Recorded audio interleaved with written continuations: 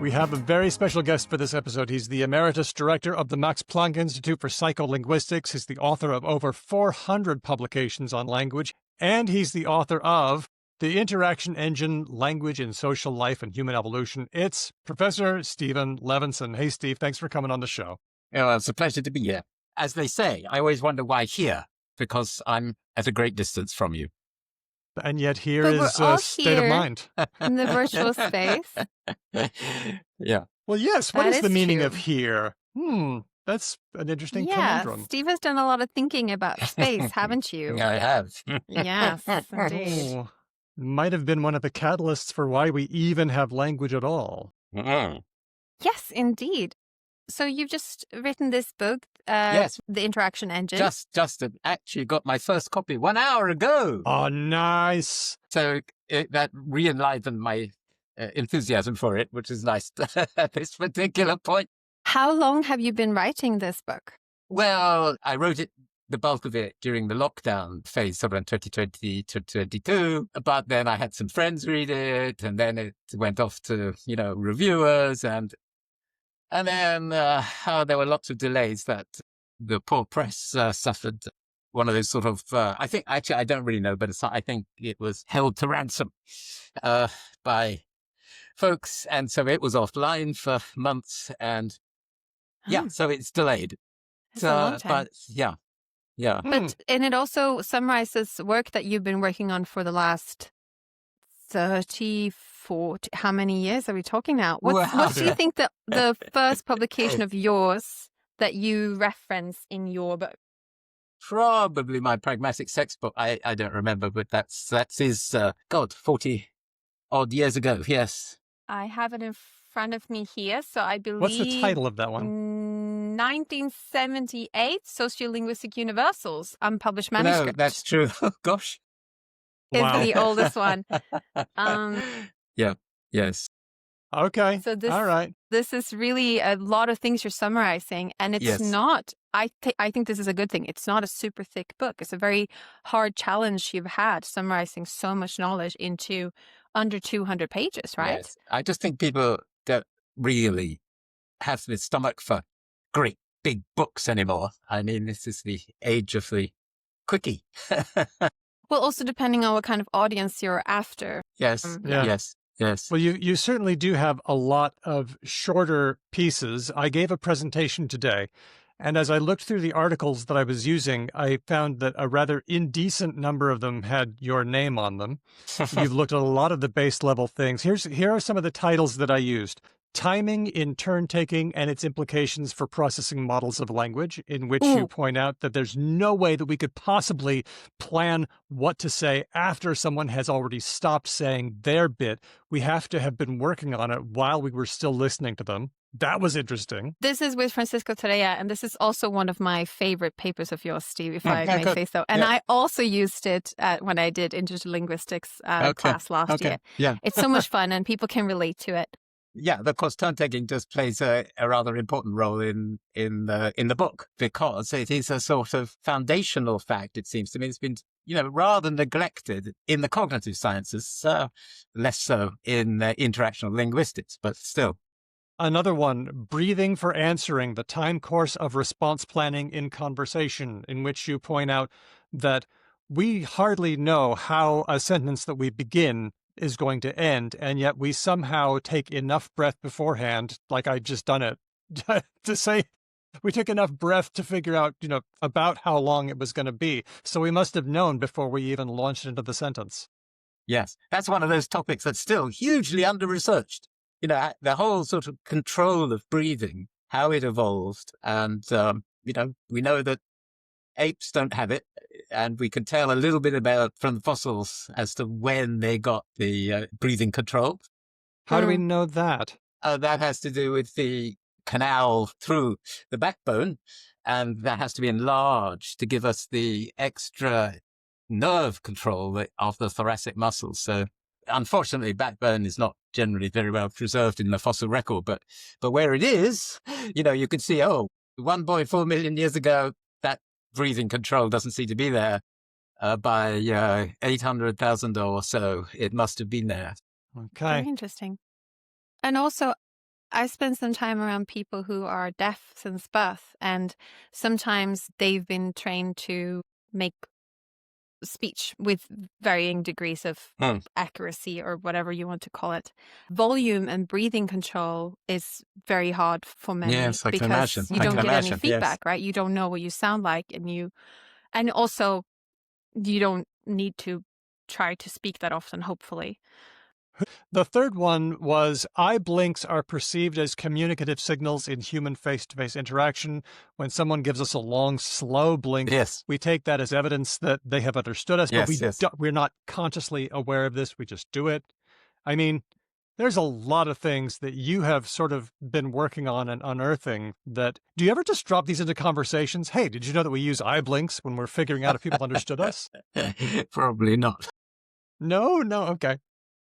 Because I was going to say, I think Steve has a knack for finding things that are relatable and interesting, both for lay people and linguists, which is kind of extraordinary, because there are a lot of research questions that linguists care a lot about that lay people couldn't care less about. But like the nuances and finer points of how conversation and the pragmatics of conversation work, I think everyone can relate to times when it has failed, or times when it really succeeded, but they don't know why.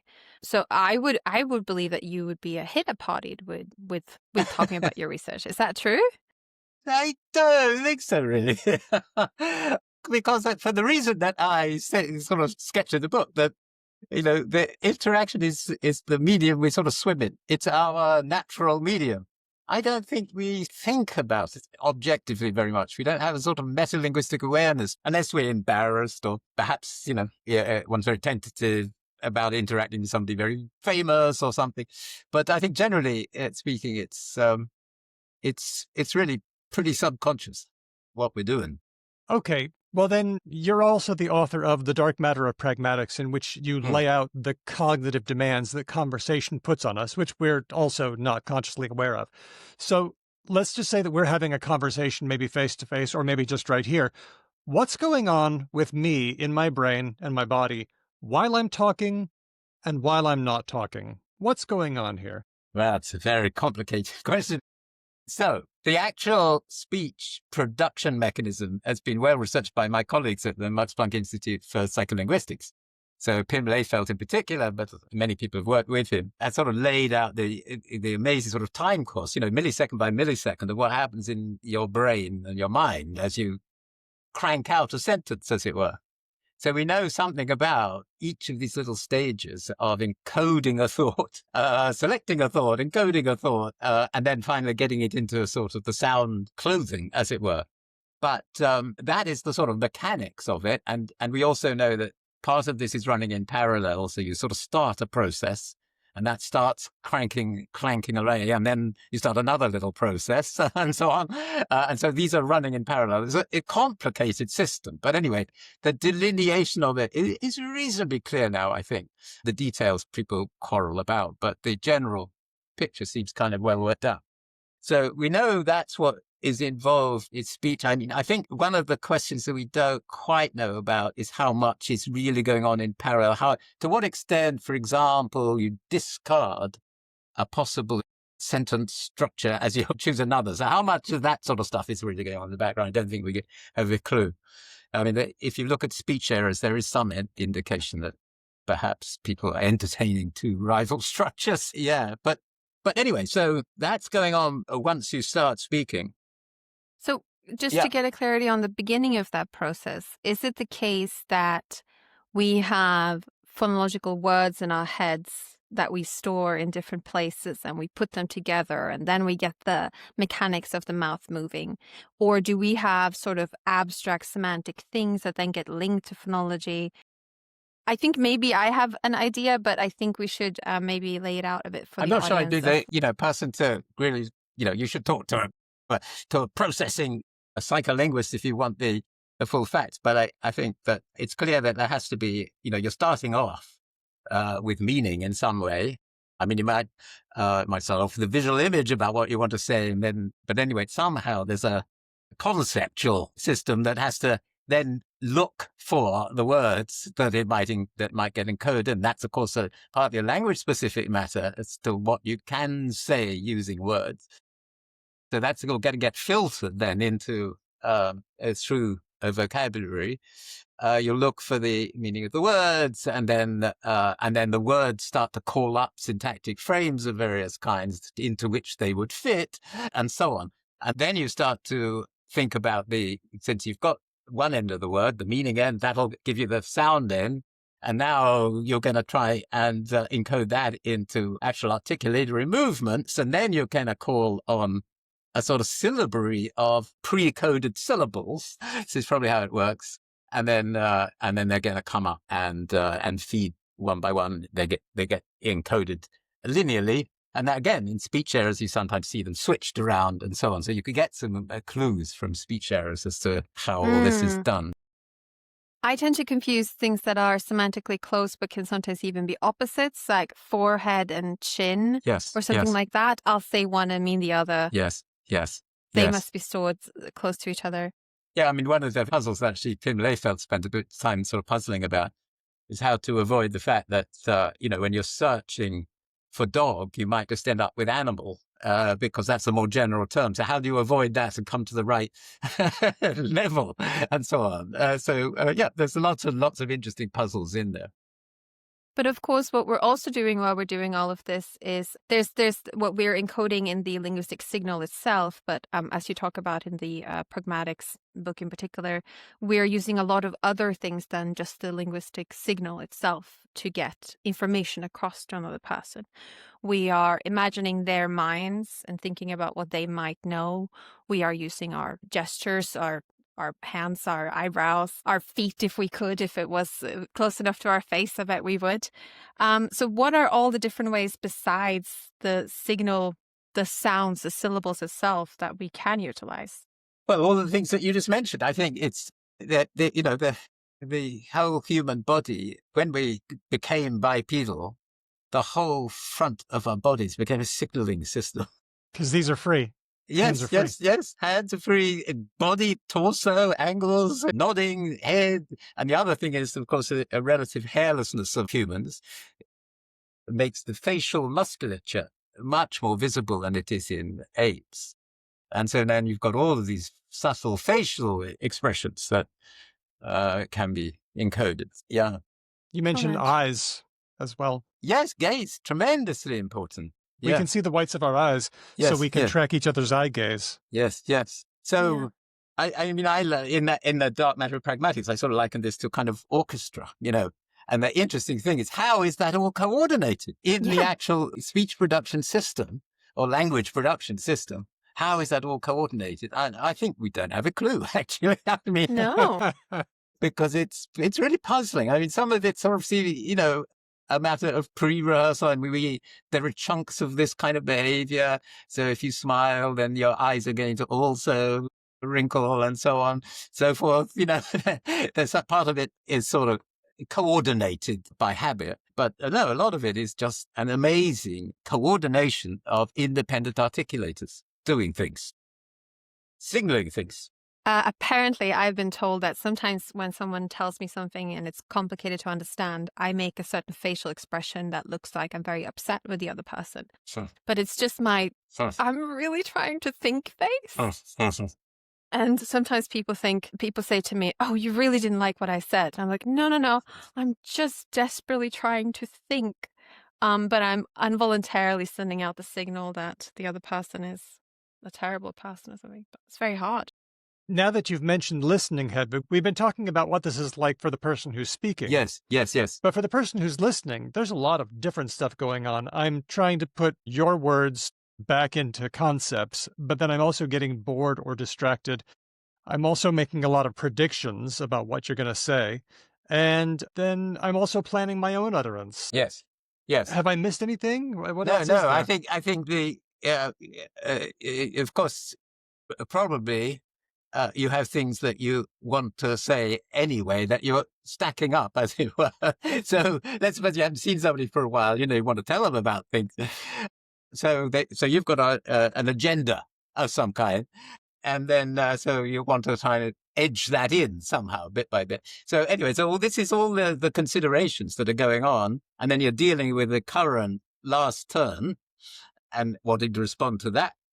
And as you say, so we know from brain imaging that part way through, maybe even halfway through, I'm already sort of beginning to lower my attention to what you're actually saying and switching over to how I'm going to respond. And is that because we can already predict the end of what you're going to say? That seems to be the case. We have to predict in order to keep the timing. So we have this extraordinary close timing in human interaction of about 200 milliseconds, 250 milliseconds between turns, which is very close to human minimal response time. So we're sort of the athletes of communication, as it were. I mean, it's a puzzle why that is, which is another matter. But that means that I cannot wait till I've got the turn-ending cues that will come from you eventually, to do with intonation and clause closure and so on. So the syntax and prosody is going to tell me, and the voice declination over the sort of voice group, the breath group. All of these things are sort of telling me, oh, you're coming to an end. But I can't wait till then. It'll be too late. So I have got to guess what you're going to say and how you're going to end up and plan my response. Have you seen these? There's 2 series of viral videos that have been going around a lot lately. One of them is 2 twins who are telling a story about an event that happened on the news. You might have seen this. No. They are speaking in unison a lot. And they're telling actually a story about a violent event that like someone threatened their mum with a gun or something. But they keep they get through, one of them gets through about half of the sentence and then the other one starts speaking and they say exactly the same thing. Yeah, and it is a little bit spooky. But when I looked at it and I thought of you, Yes, I thought of that I was going to talk to you. There's another daughter and a mother, and the daughter just likes to tease the mum by saying the same things. So she shows her something or she says something and she knows her mother so well, so she knows exactly what she's going to say. And she teases her mum by saying it and it drives her mother mad. But I thought it was very beautiful. Maybe some people would say, oh, that's so boring that they're so predictable. But I just took it as a sign of like ultimate intimacy. So there's some high performance, but a little bit of predicting probably also non-twins do all the time. But, this has actually been studied by some of the conversation analysts, Gene Lerner at UCB. So he has written, book-length manuscripts concerning this ability of people to finish other people's sentences midstream. And often it's, as he pointed out, it's often occasioned by the fact that you have a biclausal structure of some kind. So you say if, and then the other person does the then part, or you say because, and then the other person does the consequent. Right. But it's actually a fairly common thing. It happens. So again, it shows that we are really in this process of predicting what the other person's going to say. But I wanted to ask you a question about that because you were saying that and I think a lot of people can sympathize with the idea. You're in a conversation and someone's saying something and you think, oh, I have a related thought. Oh, I have a question. Oh, I want to get to my turn soon. But in different cultures and different communities, there are different sort of pragmatic norms of how to have conversations. And me and my mother, for example, will often interrupt each other and talk about 3 things at the same time.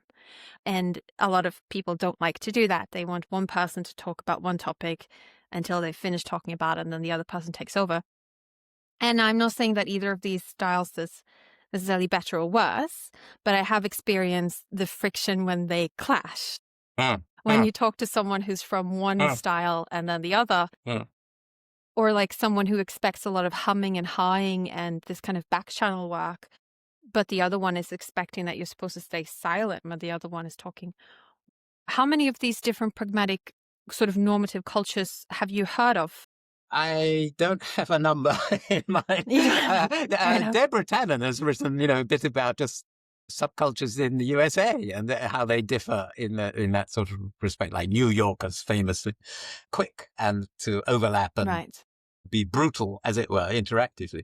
No, I don't really think we have a clue about to what extent some of this stuff really does culturally vary in system, really systematically? I don't think we really know.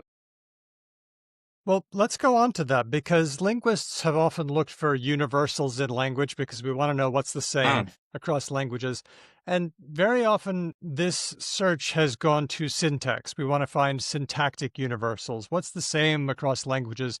What kind of, what are the principles? What are the parameters? But I've often thought that if there are universals, they would be interactional. That's where I put it. So you've mentioned one interactional universal already, that there's a tolerance for silence, only about 200 milliseconds. Some cultures, maybe a little longer, but not that much longer. No, it's going to be like 200, 500, somewhere around there. So that's something that all humans do. What are some other universals that are pretty much the same across cultures for language? Well, I think the book does spell this out a bit insofar as we know.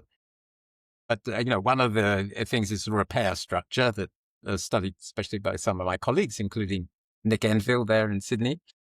So repair structure seem to be very strongly universal. There seems to be this sort of various systems that are involved, so reluctance to do the kind of nuclear repair, which is, What? And to try to be more specific, to try to help the other guy by sort of say, John's going to do what? So you produce as much of the prior sentence as you did hear or understand, and then just request clarification of the bit you didn't. So that sort of thing seems to be, so there's a preference for helping the other guy, or if you like, not requesting too much when you have an understanding problem. And you've got to do it right then. As soon as you notice that a repair needs to happen, it's got to be, boom, you're on it. Yeah. So we generally in conversation obviously want to collaborate and we want to cooperate. So we're trying to, if something is vague, we're thinking, oh, well, what could Steve possibly be referring to? It must be this, or we try and fill it in or ask for repair. Are there any situations, I was trying to think of situations where people engage in non-cooperative communication. I guess it would be something like politicians and journalists when they're trying to be obtuse or something. Yes. But generally, humans want to cooperate, right? Most of the time. Let's just say that the system is built for that, but it doesn't mean that we always cooperate. So quarrels, quite fascinating to study, actually, because it has to be, some stuff has to be presupposed and agreed in order to have a quarrel. And then the actual, what we are going to disagree about then comes up. And of course, then you'll find that things that you thought we did agree about turn out that we don't agree about, and so on. So quarrels are actually quite interesting because they throw up actually to what extent the system is really built for cooperating, because the whole thing sort of starts to break down when it doesn't work. Yeah. Well, a quarrel, I would almost think of it as some kind of cooperation, because if you weren't interested in... True. Yeah. Like you're actually in a conversation with someone. If you weren't interested in the conversation at all, you'd just not talk to them. Yes. Right? Yes. So the channel... there's a minimal level of... Yes, true. Something. True. Yes. But yeah. You mentioned also in the book metaphors of space and how they were probably really important in language getting started. Could you tell me a bit more about that? I know that we say, I'm going through a hard time. Yes, exactly. When I'm not actually going anywhere. Yes. Is that one of those universals too?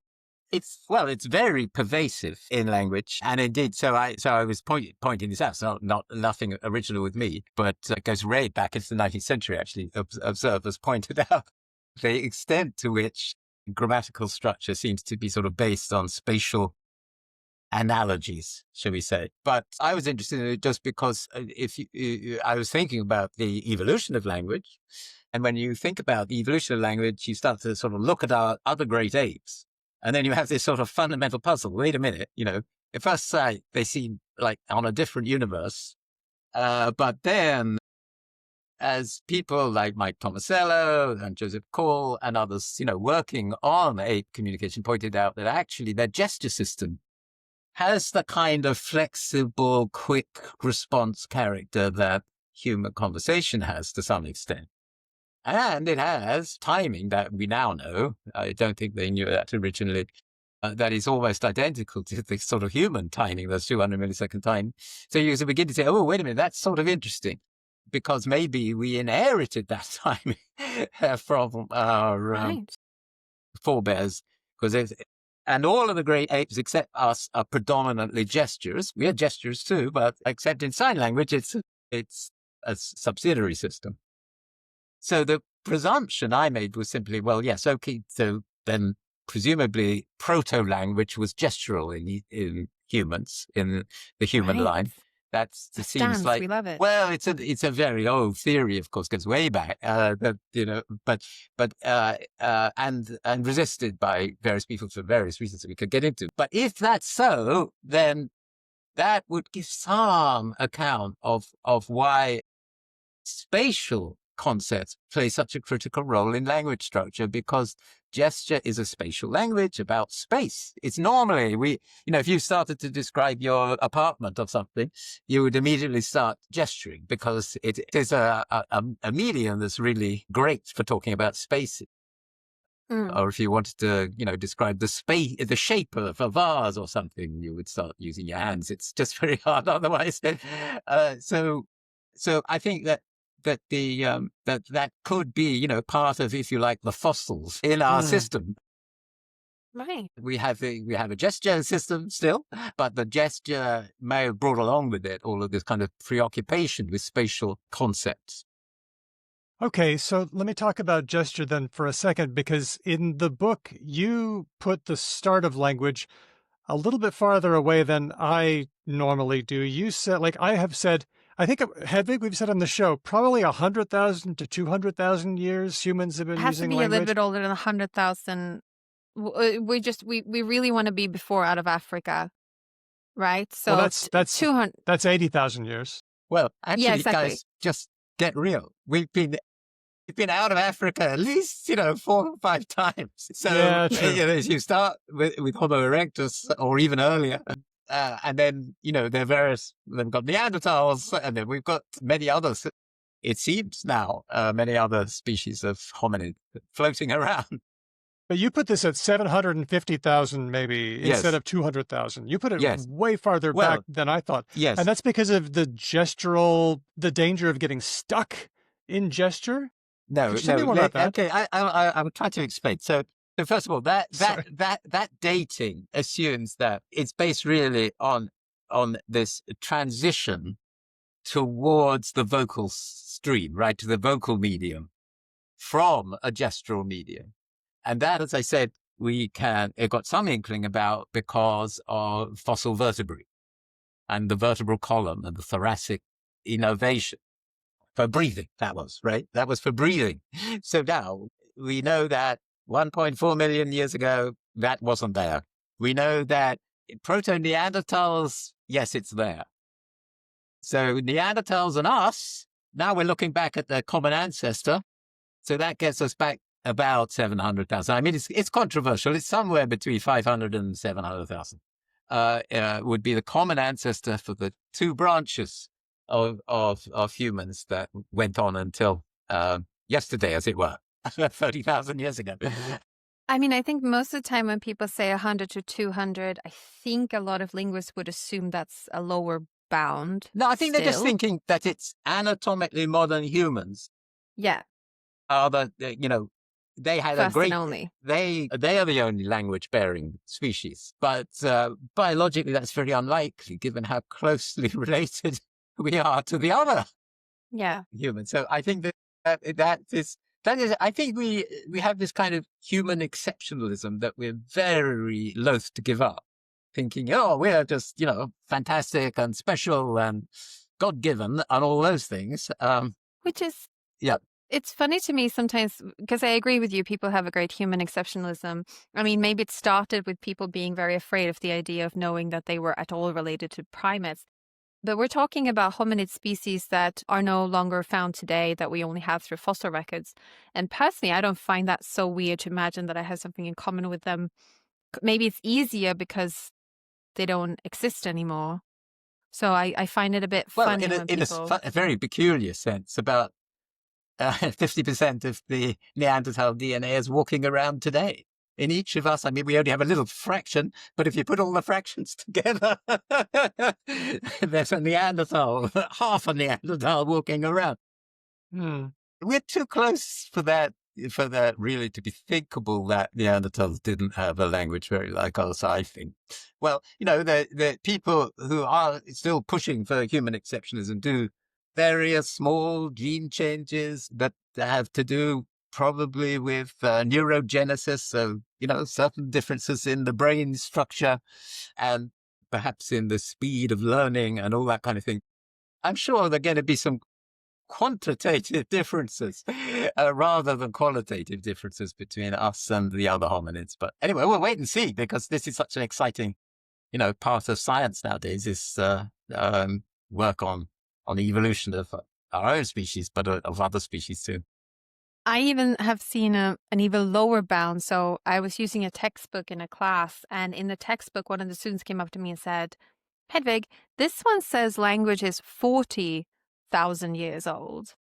And I was like, now that does seem very recent. And they were like, and it turned out that this author was just, for reasons I don't understand, extremely conservative and just wanted to be as safe as possible. But I don't think that's the safe choice. Well, really. if you just go back, whatever it would be, I suppose. Anyway, before the DNA revolution, 20 years before we had fossil archaeo-DNA, they looked at the Upper Paleolithic in Western Europe, and and the cave paintings and the amazing art and tool use and so on, and they thought, wow, these guys, something different between these guys and their predecessors. And they said, language, modern mind, somehow, of course, Western Europe. We thought, oh yeah, Western began here, not in Africa. And now the Chinese are saying, oh yeah, but look at these very early fossils in China. So, this is all, nationalism. Tied up with a lot of politics very easily. But yeah, I think it's pretty incontrovertible. I think that that language as we know it goes way back. I agree that it's going to be hard to ever know precisely, but as I say, I think the archaeo-DNA will clarify whatever conceptual cognitive differences there were between Neanderthals and us. That'll become clearer quite soon, I imagine. Besides the fossil record, do you also think that evidence of sort of cooperative culture, like there's this quote by, is it Margaret Mead, that they find someone who has had a bone, what's it called in English? When you help a broken bone with a wood? A splint. Splint. They find a splint, and she says, I think this is one of the earliest signs of civilization, that someone would splint someone else, that there's cooperation. You have burials, you have maybe decorative culture. Do you think that those are necessarily tied up with language as well?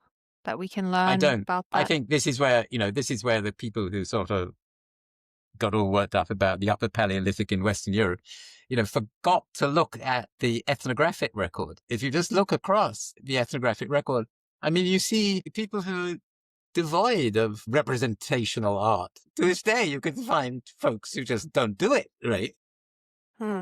Jack Goody years ago looked in Africa and saw that, there's a correlation between ancestor worship, tribes that did ancestor worship and representational art and so on, and other tribes went into it. So I think that if you just look at the ethnographic record, it's clear there's a huge variety of the degrees to which people use symbolic expressions in materialized, right? Fair enough. But what about the cooperative nature of splinting a bone or something like that? Because I have some peers here at Institute here who work with some of the monkeys at our zoo, and they sometimes tell me that they see bonobos behave towards their children in ways that are not very kind and friendly. Sense. And humans seem, for all the wars we start and quarrels we have, we seem to generally like and try and help each other. And do you think that that's necessarily tied up with developing a language? Well, I think that empathy I sketched in the book, it does have something to do rather clearly with the language.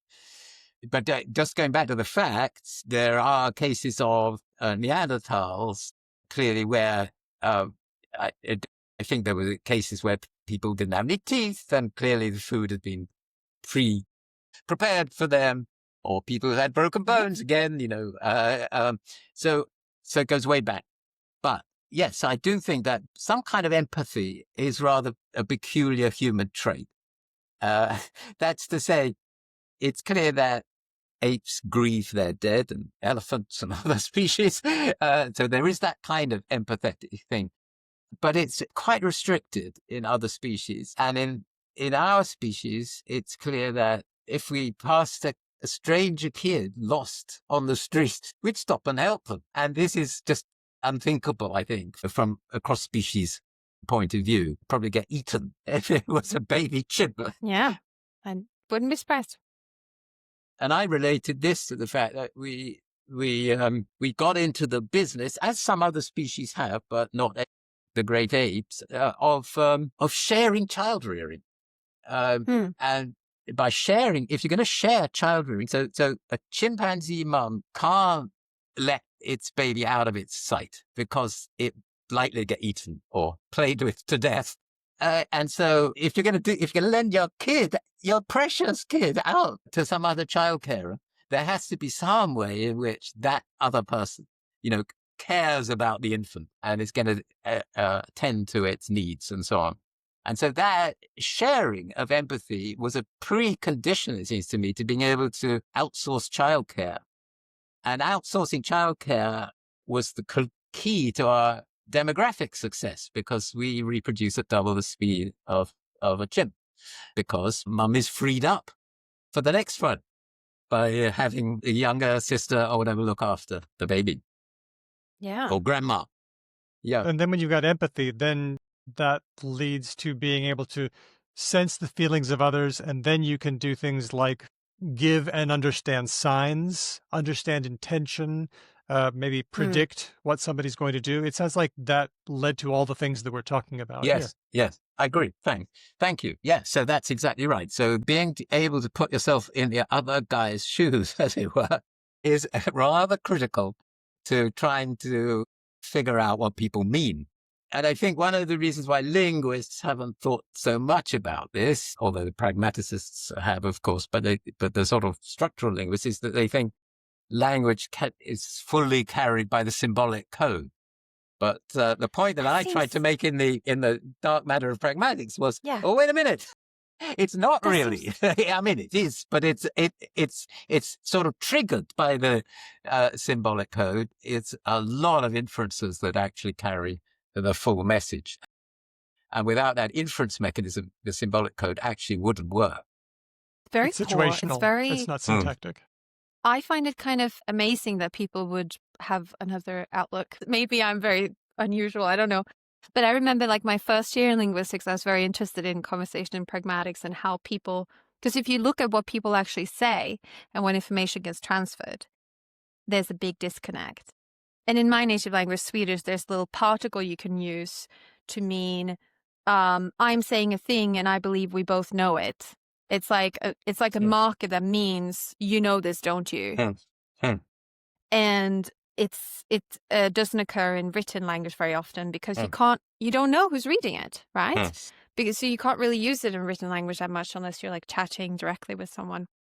And so some people think it's like an awful spoken language thing that's slang or something, but it's this beautiful thing and we don't understand it, and it does so much work. And conversation in general, I'm amazed that it works.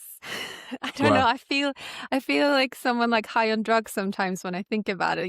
Like you look at your house and I look at two people talking and I'm like, how the hell did that get from there to there? That wonder is absolutely correct. And one of the things I was trying to convey in the book, that we ought to have this wonder for it because of the incredible multitasking that's involved, all of these things that we're trying to do at once. And it's all squeezed into this sort of very compressed little term. And it has to be compressed because of this kind of bandwidth of our speech production system. And we leave the rest over to sort of the comprehension system to enrich what we said, to make sense of it. But yeah, no, I think it's a total wonder, really. One of the wonders, because I've looked a lot at transcripts of conversation. That's what, conversation analysts do. And, and you just, it's so rare that people really mistalked. And, then a lot later they say, wait a minute, when you were talking about John, you meant that John? That happens very rarely. So there are, so there's also self-corrective mechanisms like repair. And just the very turn-taking system itself is a sort of self-correcting mechanism, because if I misunderstood you when I responded, then you get a quick chance to fix it there and then.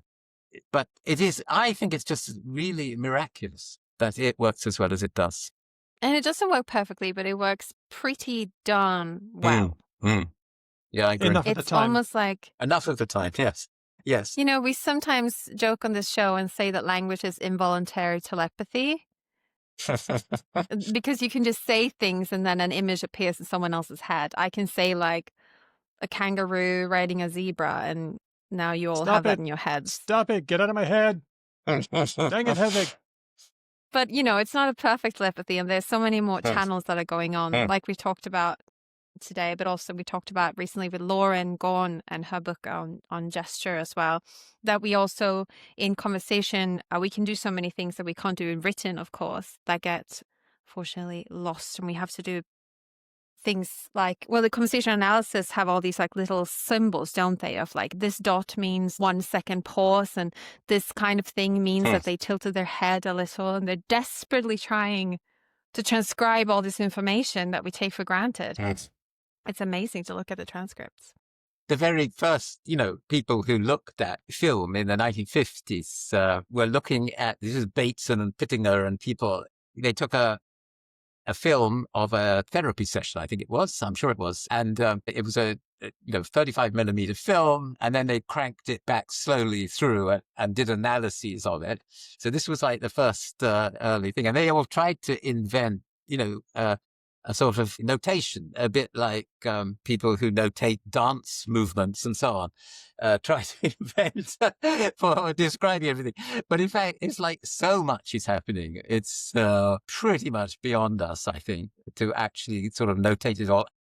So my colleagues at the Max Planck who do work on multimodal interaction, they use multiple tiers of analysis on any video, looking at the two hands and noting exactly where the two hands are and so on, and the eyes and the gaze, and but there's too much going on. It's just extraordinary, really. Yeah, you have to pick your battles and decide, okay, I'm going to study mother-child, gaze direction of child, and note that, and nothing else. So otherwise it's impossible. Well, now I'm going to ask kind of a bad question, because one time on the show we challenged each other to answer the question, what one thing explains the most about language? What one thing explains the most about language? And I have challenged you to answer this question too. What would your answer be? Well, I honestly, it seems like a sort of college entrance exam. Or working at Google or something. I think I'm going to fail this. I think that that's exactly the point. There's not one thing. But I suppose that empathy and collaboration? I think turn taking is actually pretty interesting because, I mean, it seems like a totally mechanical, it's as far away from syntax as you can get kind of thing. But hey, consider that, the length of an average turn is about 1.8 seconds, which is basically the length of a sort of basic transitive clause in most languages. Is that accidental? Probably not. That's to say, given that the turn-taking system probably antedates, we were arguing, that the apes seem to have a sort of turn-taking system that seems quite remarkably similar in certain ways. So, but if it antedates language, and the syntax is adapting to the turn-taking system, not the other way around. Maybe. Yeah, you could push that. And then I've also pointed out in the book that quite a lot of sort of the language operation, the need to get things into a particular order and so on, may well have to do we're wanting to get bits in the right place for turn-taking reasons. So if you've asked me a question, topicalizing something, now I want to get that topical element or the answer to it in the right spot, which is, rematic, as they say, in your language, whichever organization that is. So topicalizing would be, instead of saying, I saw the UFO, you would say something like, the UFO, I saw it. Yes, exactly. I put things in a way that you will understand me. Yeah. Okay. And so the need to shovel bits around has to do partly, with this sort of thematic structure of the conversation and the topic that we happen to be talking about. So a lot of the sort of mechanisms that syntacticians worry about, you could ask, why do they exist? Well, they exist for that sort of reason. They also exist for reasons I also pointed out in the book, for politeness reasons, because if you're going to ask somebody, you want to borrow $20 or something, now you have to think, wait a minute, how am I going to put this? And you put it in some complicated way. So the operations on the take a clause and transform it transformationally, as it were, are often motivated by interactional considerations, turn-taking one of them. So I think, if I may summarize some of what you said, is that something that we maybe haven't said, that's not an elephant in the room, but maybe unsaid, which is that you believe, Steve, that interaction is what language is for, and it is what explains language, and it is what we do with it and what it's for. And thinking and our cognitive structures, if anything, is adapted from that interaction, rather than that we have a way of forming thoughts in our heads, and then secondarily language can have a communicative use, which makes so much sense to me. It seems like the only possible stance to have, but it is not the stance that everyone has, is it? So I propose, Daniel, if I may, that for the title of this episode, we could do something controversial like interaction instead of merge, or what's a better one? Titles are hard. Titles are hard. Empathy instead of merge is even better, I think, but it's not as precise. Well, it's certainly a bag of tools that we don't hear about often in, for example, an intro to linguistics class, or really just anywhere. We hear about the P's and the S's, phonology, syntax, semantics, phonology, pragmatics. But really, the tools that we use are not so much syntactic or not so much phonological. They're interactional, and I'm convinced that that's where it happens. Well, I think that's what's motivating the system. I often have these quarrels with my psychological colleagues. They sort of say, we don't want to know where the system comes from or why it's there. We just want to understand it. And I think in a way that's what syntacticians, they're treating the system a little bit devoid of its function, really, and of its motivations for how it got to be the way it is. They just want to know, how does the engine work? Right. And I think that's just a different kind of study, which I respect. I've written a grammar of a language, and I went through the effort of sort of trying to crank out all of those little nuts and bolts that make the language. I respect that. And I think it has its own fun, little eureka moments and so on, when you see, oh gosh, there's a logic to the structure of this system. But I think that if you're asking, how come language of the world have this kind of family resemblance from one to another, then I think you have to ask, what led to them? How did they arise? What motivates the structure? And so then you're into if you like, into a different sort of game. I think it's important also for, and perhaps, would make intro linguistics a lot more interesting for people who haven't yet got the bug.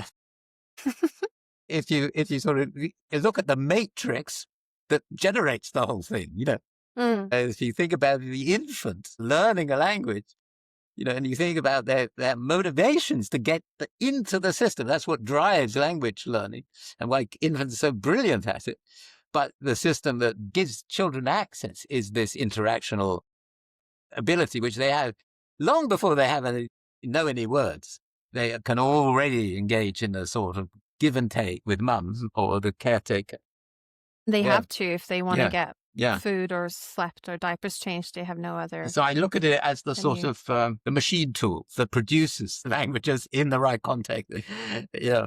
Well, in that case, I cannot think of a better working title for this episode than The Interaction Engine, which, coincidentally, is the title of the book we're talking about today. The Interaction Engine is available now from Cambridge University Press.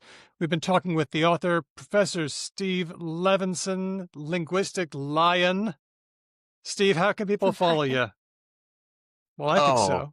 Or do you want people to follow you around? I don't have a social media presence, I'm afraid. I'm a dinosaur. I date from before that era. And enviable man.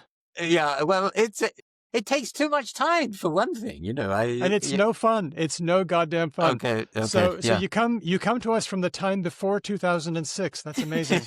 Oh my gosh.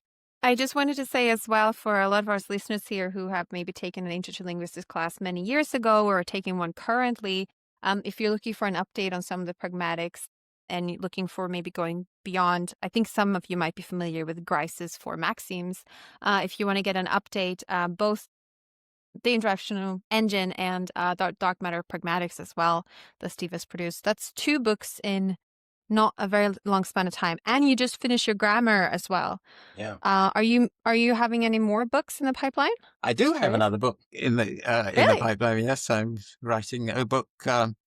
Tentatively titled Mind Tools. It's partly about what language does to cognition, but more actually about thinking about the other things that are that externalize cognition, of which language I think is probably our first great tool in that way. But we'll be looking forward to that. Steve, thank you so much for coming on the show and sharing your knowledge with us. It's been a real honor to be able to chat with you. Yeah, well, pleasure.